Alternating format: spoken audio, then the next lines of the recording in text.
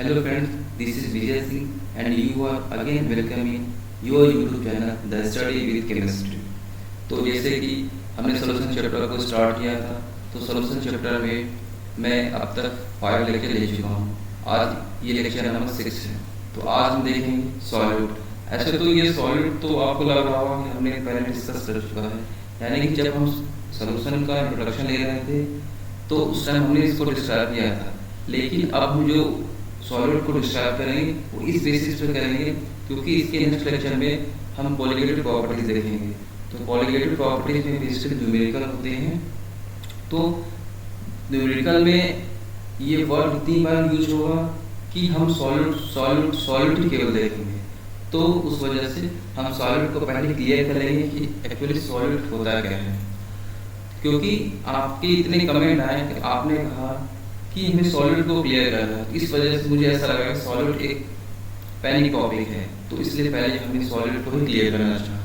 तो आज की क्लास स्टार्ट करने से पहले अगर मैं आपसे रिक्वेस्ट करता हूँ कि अगर आपने मेरे चैनल को सब्सक्राइब नहीं किया है प्लीज़ सब्सक्राइब कर लें, ताकि मैं जब भी कोई न्यू वीडियो अपलोड करूँ तो आपको इसके नोटिफिकेशन की इंफॉर्मेशन मिलती रहे।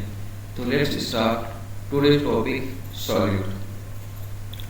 तो जैसा कि पहले मैं मेरी जो मैनेजमेंट है यानी जो वे है, पहले मैं किसी भी लेक्चर को स्टार्ट करने से पहले उसके टॉपिक कंसिडर करता हूँ कि उसमें कौन कौन से टॉपिक मैं लूँगा। तो सबसे पहले आज मैं कौन कौन से टॉपिक लूँगा पहले मैं इसे आपको बताता हूँ।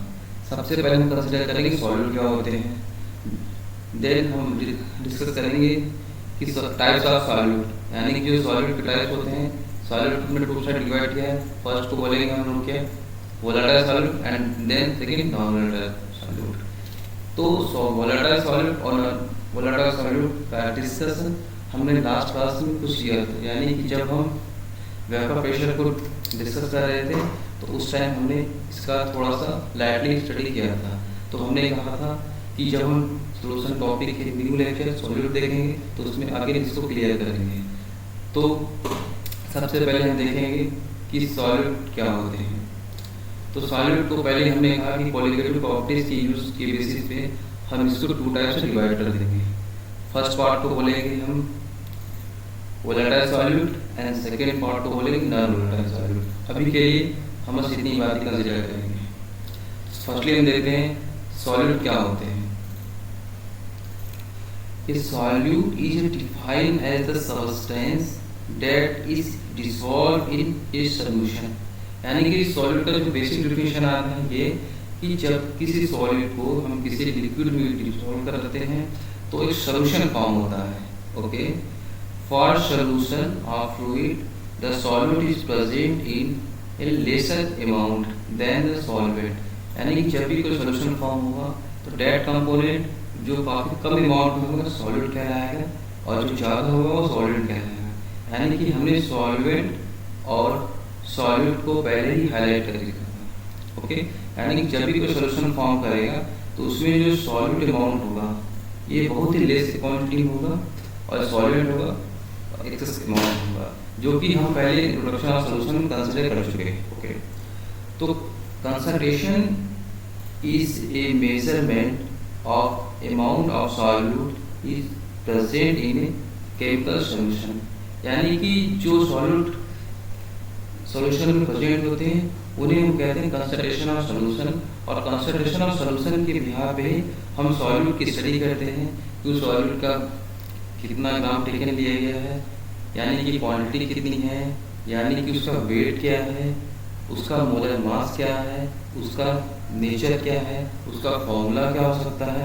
ये सारी बातें हम सॉल्यूट की स्टडी करते हैं with the help of concentration of solution. यानी कि concentration is measurement of amount of solute. Okay, तो मैं फिर रिपीट कर रहा हूँ।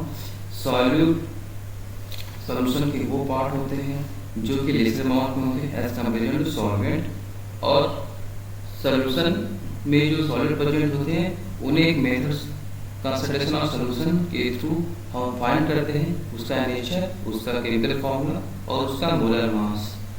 तो अब हम देखेंगे सॉल्यूट के हम कुछ एग्जाम्पल कंसिडर करेंगे।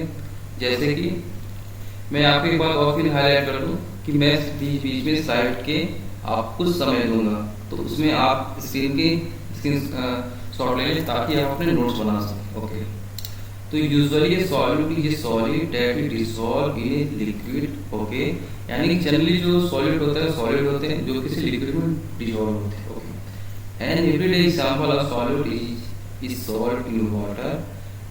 ओके, यानी सॉल्ट इन वाटर का जो एग्जांपल होता है डेली लाइफ में काफ़ी यूज है।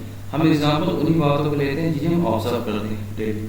Salt is the solute that dissolve in water the solvent to form a sheric solution.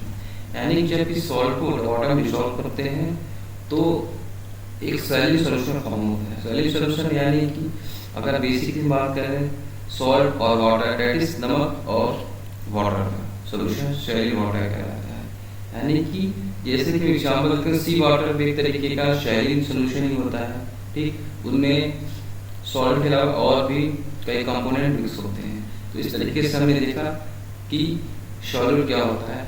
अब हम देखेंगे वोलेटाइल सॉल्यूट क्या होता है। वोलेटाइल सॉल्यूट को हमने लास्ट क्लास वेपर प्रेशर में भी कुछ कंसीडर किया था। ओके, फिर से रिपीट करते हैं। A substance with high vapour pressure vaporize more readily than a substance with a low vapour pressure. यानी ये सबस्टेंस का वेपर प्रेशर ज़्यादा होगा, वह वोलेटाइल सॉल्यूट होगा, एक तरीके से ये भी कह सकते हैं। और वह इसको दूसरे तरीके से कैसे डिफाइन करेंगे, a substance with high vapour pressure vaporize more readily than a substance with low vapour pressure. यानी कि जिस सबस्टेंस का वेपर प्रेशर ज़्यादा होगा वह तेजी से वेपोराइज करेगा। ओके, एंड वाइस वर्सा भी होगा। A volatile solute does produce at boiling point of the solution. यानी कि जो वोलेटाइल सॉल्यूट होगा जो वेपर प्रेशर प्रोड्यूस करता है किस पॉइंट पे, अपने बॉइलिंग पॉइंट पे। यानी कि फिर से क्लियर कर रहा हूँ मैं, यानी कि volatile solute does produce vapours at boiling point of the solution. This point underline करो, पॉइंट इंपॉर्टेंट पॉइंट है। यानी कि कोई भी सॉल्यूट जो होगा अपने बॉइलिंग पॉइंट पे ही वेपोराइज में कन्वर्ट होगा, यानी वेपर फेज में कन्वर्ट होगा। तो clear. Next point, a volatile solute this has a high vapor pressure and hence produce vapors। यानी कि volatile solute जो होते हैं उनका वेपर प्रेशर हाई होता है और वे प्रोड्यूस वेपर करते हैं। यानी कि दूसरे वर्ड्स में हम और ठीक से क्लियर करें कि जो volatile solute होते हैं वे हाईली वेपर प्रेशर प्रोड्यूस करते हैं। ओके, इनके कुछ एग्जांपल कंसीडर करते हैं।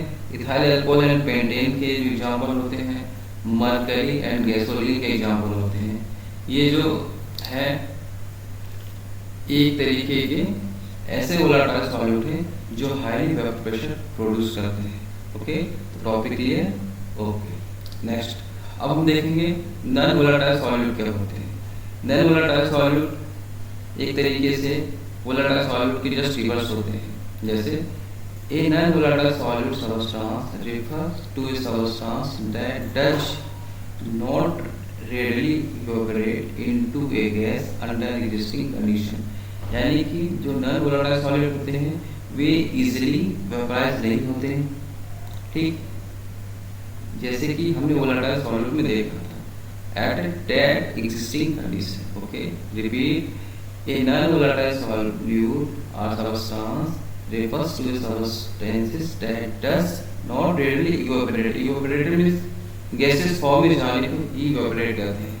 यानी कि जो सबस्टेंस सॉल्यूशन बनने के बाद गैसेस फॉर्म में देर से जाते हैं या कुछ समय टेकन करके जाएंगे या थोड़ा स्लो स्पीड से जाएंगे, ऐसे सबस्टेंस को हम नॉन वोलेटाइल सॉल्यूट कहते हैं। Okay, next point, non volatile substance exhibit low vapour pressure at high boiling point. यानी कि जो नॉन वोलेटाइल सॉल्यूट होते हैं या सबस्टेंस होते हैं उनका वेपर प्रेशर लो होता है एट हाई बॉइलिंग पॉइंट पे।